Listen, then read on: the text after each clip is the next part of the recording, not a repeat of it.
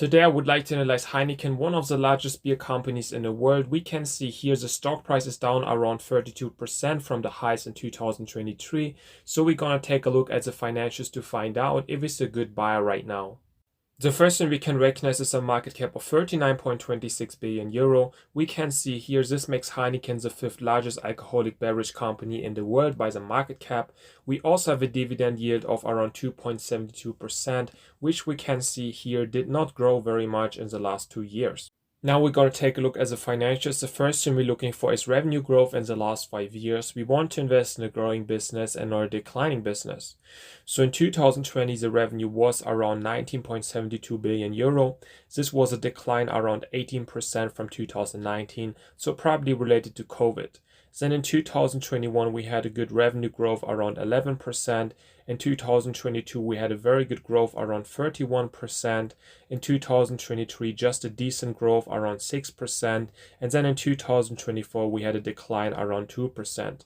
So overall, I would say in the last 5 years, we had a decent growth, so it would be a check here.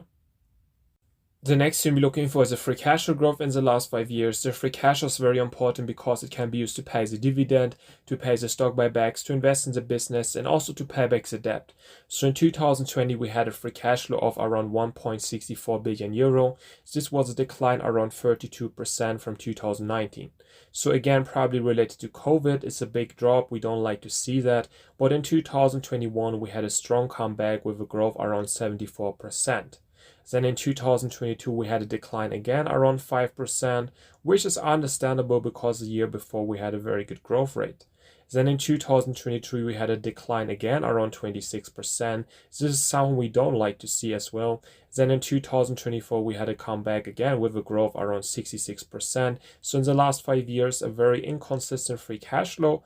But overall, I still would say we had a good growth rate. So it would be a check here as well. The next thing we're looking for is a free cash flow yield over 4%. This can also tell us about the valuation of this company. So the higher the free cash flow yield, the higher the indication for undervaluation. So we're going to take the free cash flow from 2024, 3.32 billion. Then we're going to divide it with the current market cap, 39.26 billion.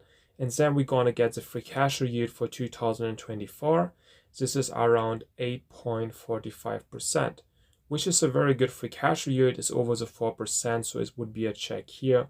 We can also take a look at the future assumptions of the free cash flow. We can see here in 2025 around 2.62 billion, in 2026 around 2.88 billion, and in 2027 around 3.08 billion. So let's assume for 2027 3.1 billion.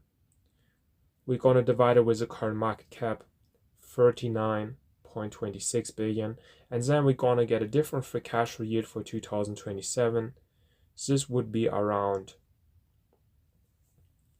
7.89%, which is still very good free cash flow yield. It would also be a check here for 2027, so it's already indication for undervaluation in my opinion. The next thing we're looking for is a debt to free cash flow ratio under 5. This means the company can repay the debt with a free cash flow in under 5 years. A very important number, because if a company has too much debt and cannot repay the debt, it can risk to go bankrupt. So first we're going to take a look at the long-term debt. We can see here around 12.07 billion. Then we're going to add the short-term debt as well. So we can see here the 2.6 billion and the 1.5 billion. So overall 4.1 billion. Then we're going to divide this number with the current free cash flow, 3.32 billion. And then we're going to get the debt to free cash flow ratio that we're looking for.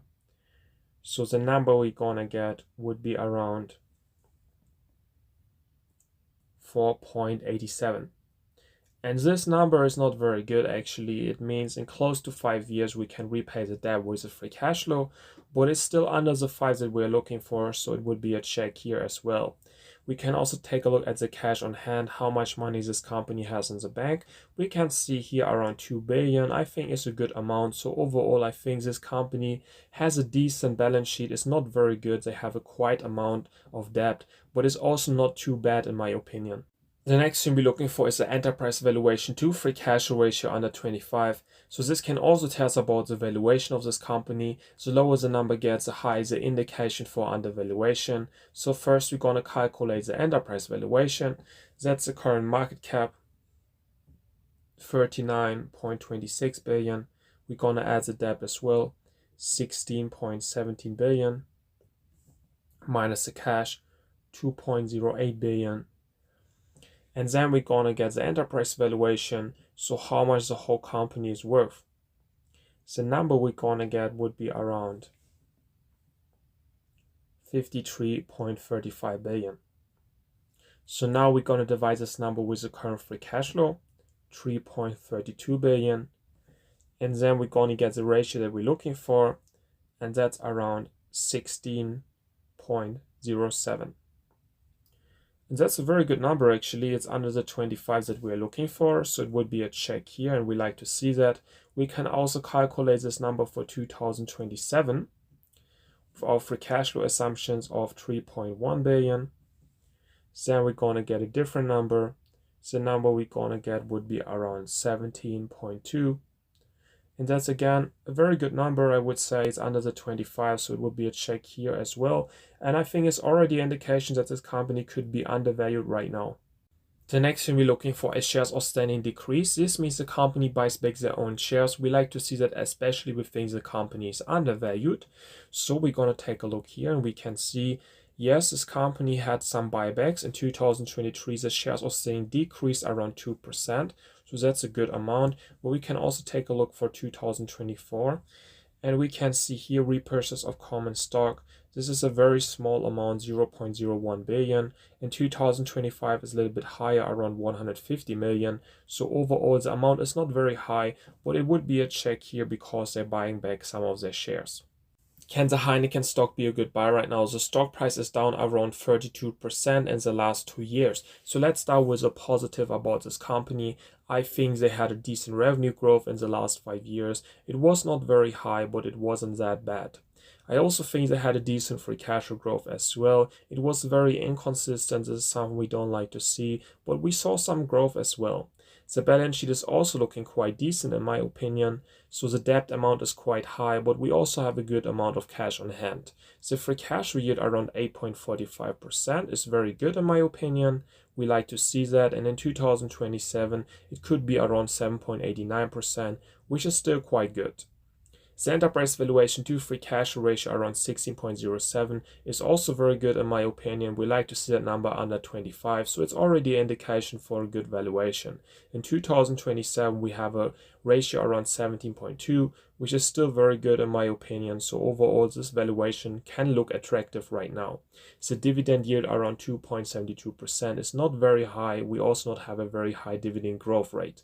But what I also like to see about this company is that they have some shares buyback right now. So overall, I think this is a positive sign. This can help the stock price to increase as well.